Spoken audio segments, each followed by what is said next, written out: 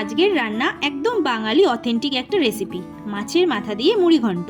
শুরু করি। রুই মাছের মাথা নিয়ে নুন আর হলুদ দিয়ে ভালো করে ভেজে নিতে হবে। আর মুড়ি ঘন্ট মানেই তো গোবিন্দভোগ চালের সেই গন্ধটা। তো যথারীতি একটা পাত্রে 2 কাপ গোবিন্দভোগ চাল ভিজিয়ে রাখলাম। এবার কড়াইতে তেল গরম হয়ে এলে একে একে তেজপাতা, গোটা গরম মশলা আর জিরে ফোড়ন দিয়ে কেটে রাখা একটা বড় পেঁয়াজ দিয়ে কিছুক্ষণ নাড়াচাড়া করে নিলাম। এবার পেঁয়াজ ভাজাটা একটু গোল্ডেন ব্রাউন হয়ে এলে তাতে আদা রসুনের পেস্ট দিয়ে আর অল্প করে নুন দিয়ে নাড়াচাড়া করতে হবে। এবার নাড়াচাড়া করতে করতে মশলাটা কিছুটা কষে এলে একে একে হলুদ গুঁড়ো, লঙ্কা গুঁড়ো, জিরে গুঁড়ো আর ধনে গুঁড়ো দিয়ে আবার কিছুক্ষণ ভালো করে কষাতে হবে। এবার মশলাটা কিছুটা কষে এলে তাতে একটা মিডিয়াম সাইজের টমেটো আর কাঁচা লঙ্কা অ্যাড করে ডুমো করে কেটে রাখা আলুগুলো দিয়ে ভালো করে মশলাটার সাথে কষিয়ে নিলাম। এবার কিছুক্ষণ নাড়াচাড়া করে কিছুটা মটরশুঁটি অ্যাড করে দিলাম। এবার ভিজিয়ে রাখা গোবিন্দভোগ চালটা দিয়ে ভালো করে কিছুক্ষণ নাড়াচাড়া করে 2 কাপ চালের জন্য 4 কাপ জল দিলাম আর স্বাদ মতো নুন দিয়ে ঢেকে রেখে দিলাম। চালটা কিছুটা সেদ্ধ হয়ে এলে তাতে ভেজে রাখা মাছের মাথাগুলো অ্যাড করে আবার কিছুক্ষণ ঢাকা দিয়ে রেখে দিলাম।